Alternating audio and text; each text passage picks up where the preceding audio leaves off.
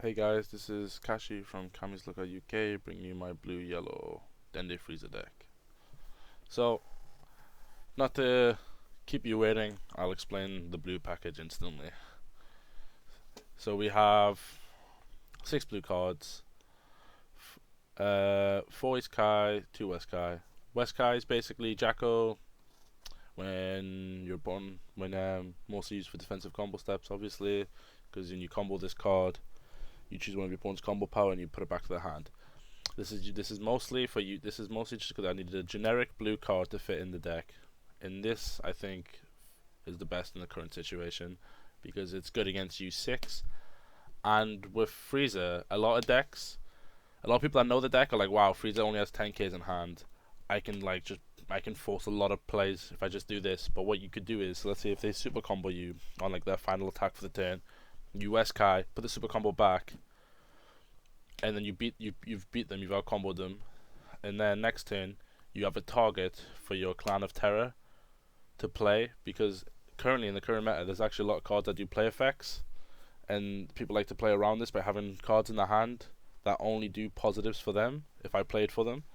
But then with West Guy I can put something that won't do that and then still get Clan of Terror's effect off if I want to. Because the reason why I've gained Clan of Terror's effect off is important is onto the reason why we even have blue in this deck. East Kai Keeping Watch. This card, in my opinion, is the most slept on card in the game right now. Because this game is devolved heavily into a counterplay meta, with like tricolor decks, dual color decks everywhere, with stuff like Champa, Vegeta, all these things coming into play. This card is insane. What does this card do? It's basically top one blue, draw a card, and then whenever your opponent plays a card during your turn, they choose a card from the hand, put it at the bottom of their deck. So it's all counter plays, right? Usually counterplay cards play themselves, do an effect, and then plus in some way. You've got Champa who draws, Vegeta who makes your opponent neg, and you got Gohan who returns the hand and untaps. So this kind of helps balance out the plus they get, but it's also because when I Clan a Terror and I have East Kai on the board, they neg, they affect procs as well. So classic example, as I was just saying about super combos, would be a Clan of Terror. Look at their hand, got all the information I need to like beat them, for example, or like how to prepare against them. Put their super combo on the board. East Kai's effect goes off.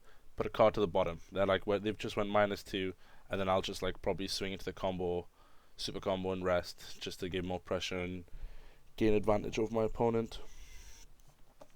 And then it's like a classic scenario that happens a lot is that the people will use the counterplay on East Kai because they just don't want to have all their future counterplays be negged and like be hit, be less effective.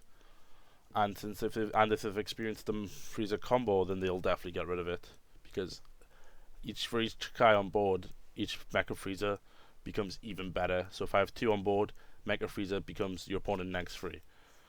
And then if I play 2 that turn, I've made them neg 6 cards in theory, which is just it's insane. It's game winning stuff. So a classic play I would just like to explain. So I have East Kai on board. My opponent chooses to save his counterplay. I do Revival of the Emperor. I say any responses. They say no. Let's say I play Mecha Frieza. Then they're like response. Play their battle card. Mecha Frieza goes off. Sequencing. So what will happen is Mecha Frieza will play a battle card. So that's -1 card of their hand. They've counterplayed. That's another card out of their hand. East Kai will go off twice because I played a card via Mecha Frieza and they played a card via counterplay. That's another 2 cards out of their hand.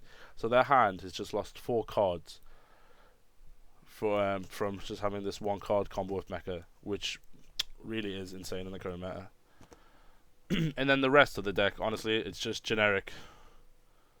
Dende Frieza, you've got Sorbet, lets you awaken faster, also a target for Tagoma, Frieza's loyal servant. Same with Frieza Revenge in Motion. That's just if you've had a bad draw, you see none of your Frieza targets in the drop, you just play him. Ideally you can summon Tagoma as well, and you can just send it to the drop. So my build actually has a lot of good 5Ks in it, because there's a stereotype with Dende Frieza, like, oh, his hand will all be 10Ks, I don't need to combo much because whatever he combos will hurt him. But my build, especially with Tagomas and like all my one drops and stuff, I actually cycle quite well, and I actually have a board to defend most games. So I'm not often in that situation where I've got like 6 cards at hand and they're all dead. Obviously that'll still happen because you've got radars and desires and stuff.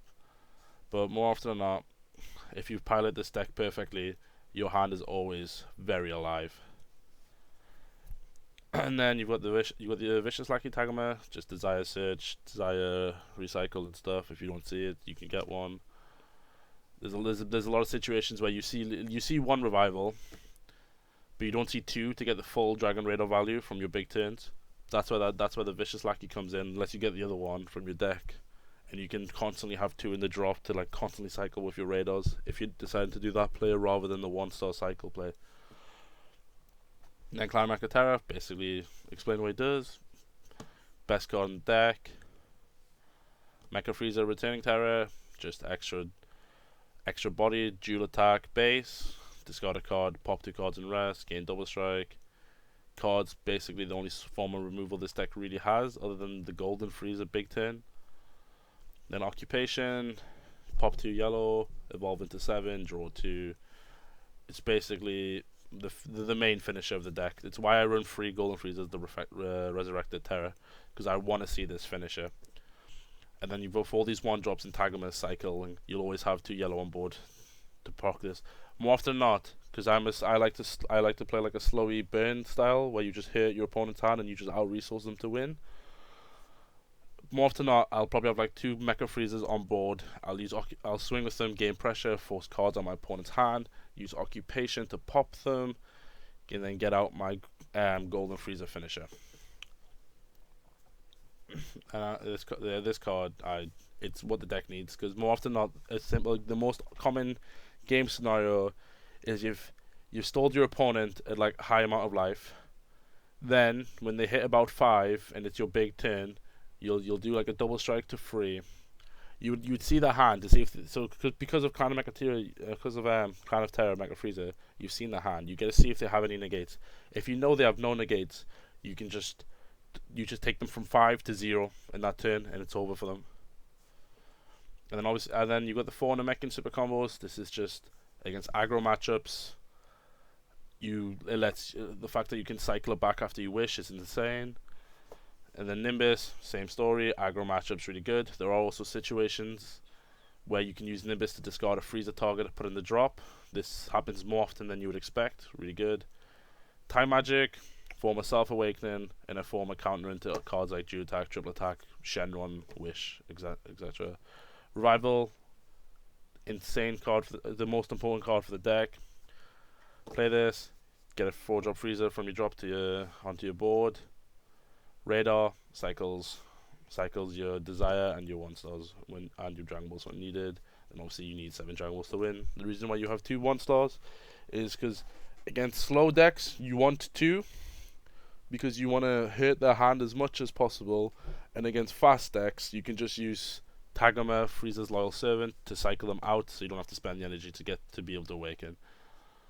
And that's just and then the side deck is, for now, it's just got thrown together in like a minute, because I haven't really properly done a side deck. Cause I'm waiting for the draft box meta to finally settle into what it'll be. So this is just 2 Nimbus. It's just aggro based. Mutaito, counterplay. And then Mutaito could also be a crushable or just something or whatever. An extra time magic in case you need them sparking negates, because you do tap out if you're not careful, and you want to have like a sparking negate ready. You could even main deck free if you find space. The 1-drops in this list could all be changed, to be honest, but I think like everything, like the 1-drop yellows and stuff can be like worked around, and you can maybe drop 1 Golden Frieza Resurrected Terra if needs be. But I think everything else should probably stay where it is. If you're like extremely greedy, you could cut negates, but that will just give you scenarios of you losing for no reason. So yeah, another Tagoman side deck for when I want to Hyper Wish, 2 unexpected turns, There is a play with unexpected turn and Mecha Frieza, where if you've met all the conditions for unexpected turn, you play Mecha Frieza, you've played the card, you've got an activation timing for your unexpected turn. You kill that card, and then you kill all 2 drops or less. Dangerous Bulma. If you're struggling versus Janemba, it helps. Dark Power Mask Saiyan. It's just I just needed some random black filler. That could be Kami, that could be TN, that could be whatever. Remote Serious Bomb. It's really good for the deck because this deck genuinely lacks a lot of removal. It generally lacks removal. It's the biggest weakness of the deck.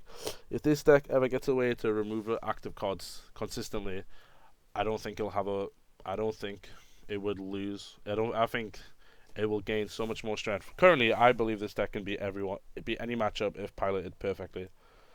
And if it had a form of easy removal to use consistently, it would probably turn into some helmet Janemba, the helmet deck like Janemba. So yeah, that's just a quick rundown. I haven't really explained the Dende Frieza bit because the deck's been out for so long that I'm assuming most players understand how Dende Frieza works. It's just the little spice of East Kai is enough to make all your bad matchups winnable, and like makes it more. This deck is really good. Also, spread the word of East Kai. This card is heavily underused. It should be in every blue deck. It should be in every blue deck. That's all needs to be said, I think. Right. This has been Kashi from Kami's Lookout UK. Thanks for watching.